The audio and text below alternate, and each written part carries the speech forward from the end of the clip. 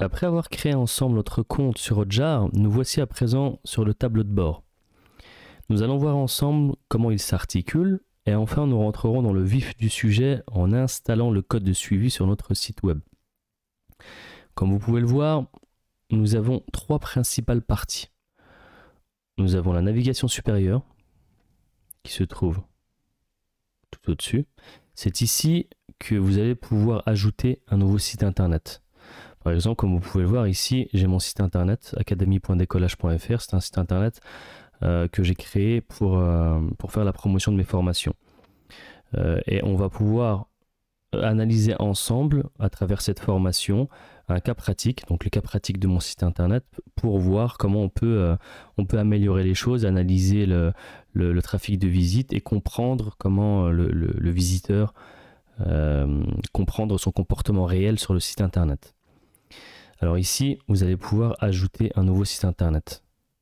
Sur cette liste-là, vous avez toute la liste de tous vos sites internet et vous avez deux possibilités. Soit vous cliquez sur Add New Site pour créer un nouveau site internet, ou soit vous cliquez sur le petit plus qui se trouve ici, Add New Site, et vous avez la possibilité également, si vous travaillez à plusieurs collaborateurs dans une entreprise par exemple, dans une start-up ou tout simplement une autre structure, vous pouvez ajouter un autre membre en cliquant ici. Vous ajoutez son adresse email, vous sélectionnez le niveau que vous voulez lui attribuer, par exemple un niveau simplement en lecture et en écriture, ou comme vous, par exemple un niveau en administration. Et vous envoyez les invitations. C'est aussi simple que ça. Ensuite, sur la partie supérieure, toujours, une fois que vous avez ajouté votre site internet, donc on le verra ensemble comment faire par la suite, en installant le code de suivi directement sur votre interface, vous avez sur la partie droite ici les nouveautés. What's new in Hotjar. Donc ici vous avez vraiment les annonces. Hein. Qu'est-ce qu'il y a de nouveau? Qu'est-ce que vous allez pouvoir faire avec les nouvelles fonctionnalités? Donc c'est vraiment les nouvelles notifications. Ensuite sur la partie settings, c'est vraiment la partie réglage, mais d'une manière globale. Réglage de votre compte, réglage de votre équipe, les attributs des utilisateurs, tout ce qui est intégration. On pourra voir ça également, les intégrations que vous pourrez faire à travers Hotjar. Vous pourrez par exemple, lorsque vous enregistrez une session de visite sur votre site internet, créer par exemple une intégration automatique avec Zapier qui va venir implémenter ça directement dans un outil externe, un outil tiers, comme par exemple Slack, où vous pouvez envoyer ça dans un channel Slack, où vous pouvez par exemple, si vous mettez par exemple en place des questionnaires ou des modules de feedback, vous pouvez envoyer directement les résultats sur je sais pas, je dis n'importe quoi, sur un Google Sheet par exemple, sur HubSpot. Si vous avez un CRM, vous pouvez utiliser HubSpot et envoyer directement ça dans votre outil. Donc il y a pas mal de choses à faire en termes d'intégration et d'automatisation. On pourra voir ça également ensemble par la suite. Ensuite vraiment, bon, c'est classique, hein, c'est rentrer dans les préférences. On va pas rentrer dans le détail de tout ça, c'est vraiment les réglages propres à votre compte. Également toute la partie billing, hein, si vous avez pris la facturation, si vous avez pris une offre payante, c'est ici que vous allez pouvoir retrouver vos factures et votre plan, le plan actuel. Donc là, si on clique sur plan and billing, on peut voir ici pour moi que j'ai la partie, j'ai l'offre gratuite.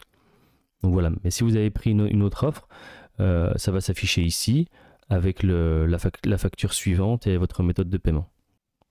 Vous pourrez en cas de pépin allez visiter la partie Help. Si vous avez un problème sur Hotjar, vous pouvez demander de l'aide dans cette partie-là. Et juste en bas, vous avez la possibilité de voir directement le nombre de collaborateurs présents dans votre compte avec vous. Donc là, si je clique, on voit que je suis tout seul. Mais vous avez la possibilité d'inviter plus de monde, comme je vous l'ai montré précédemment. La partie droite, tout simplement, ça indique que le trafic de visite de votre site internet est bien actif et qu'il est bien en train d'enregistrer le trafic de visite, tout simplement. Donc le code de suivi est bien installé sur votre site internet. Ensuite, sur la partie gauche, de votre site internet, c'est ici que les fonctionnalités se situent. Donc là, Overview, c'est vraiment un résumé de ce qui se passe sur votre activité Hotjar. Donc là, on peut voir que vous voyez, il est en train de recording are on the way. Il est en train d'enregistrer en fait les recordings, hein, les sessions de visite. Les heatmaps, il est en train d'enregistrer également. Ça, c'est ce qui s'est passé récemment. Recent Team Activity.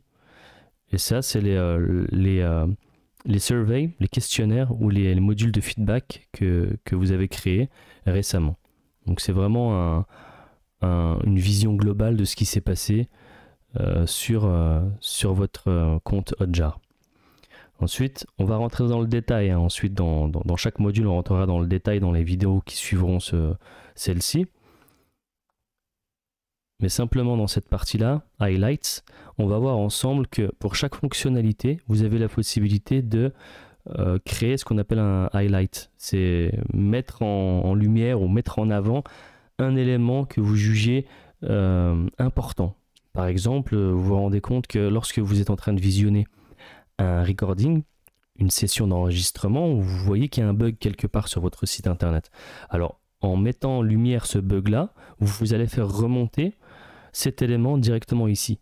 Vous voyez, dans les recordings, ou également, si vous voyez quelque chose qui cloche dans les heatmaps, vous allez pouvoir le mettre en avant directement ici. Par exemple, si vous voyez que en termes de scroll, votre page d'accueil, les visiteurs s'arrêtent allez, on va dire à 20% de la page, mais qu'ils ne descendent pas plus loin que ça, c'est qu'il y a un problème quelque part. Et donc vous allez essayer de trouver ce problème-là, d'analyser d'où vient ce problème et de le solutionner.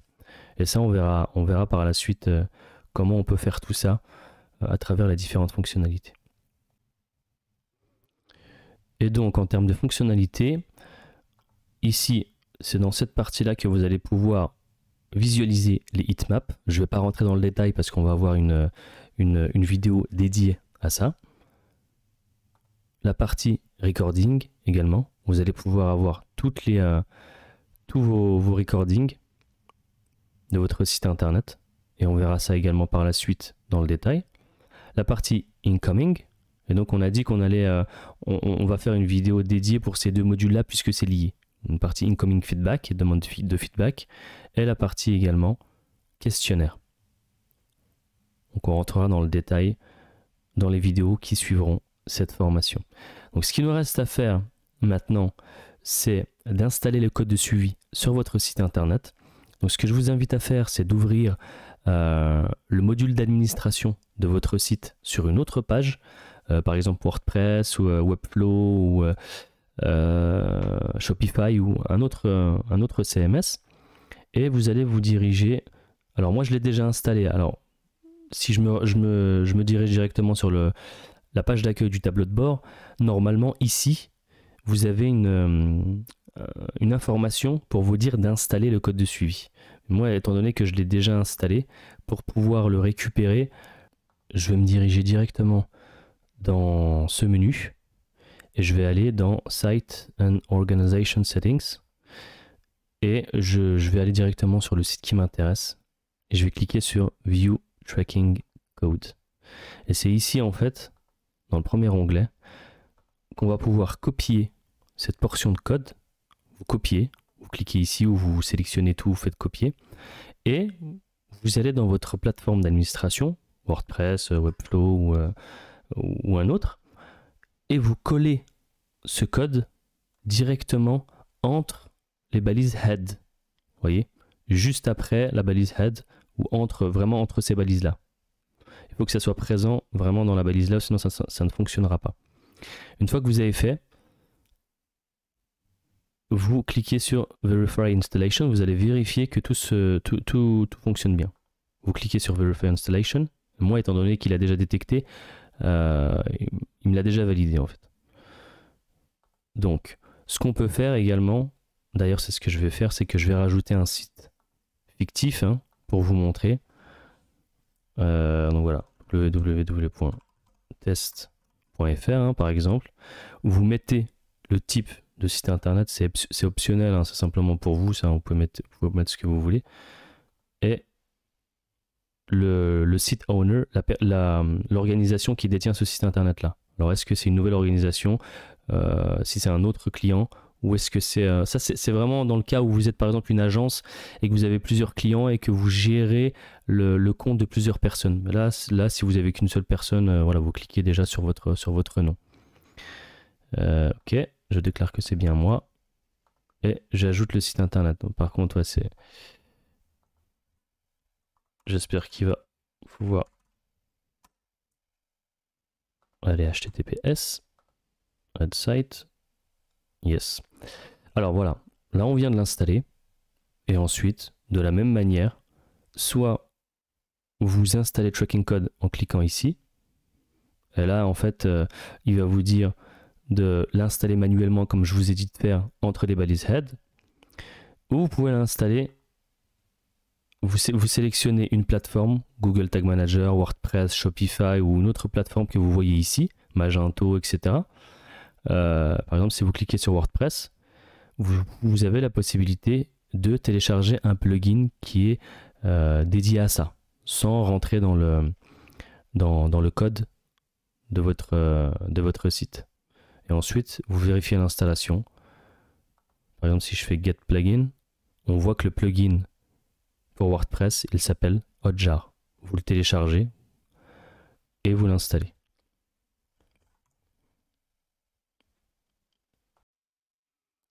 Ou si vous ne souhaitez pas vous occuper de la partie technique sur l'installation du code, vous pouvez simplement partager le code à une personne dans votre entreprise ou dans votre entourage qui va s'occuper d'intégrer ce code-là.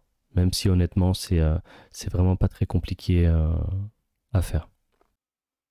Donc voilà, je vous dis à la prochaine vidéo pour rentrer dans le détail des fonctionnalités, heatmaps, recordings, incoming and surveys. Allez, à tout de suite.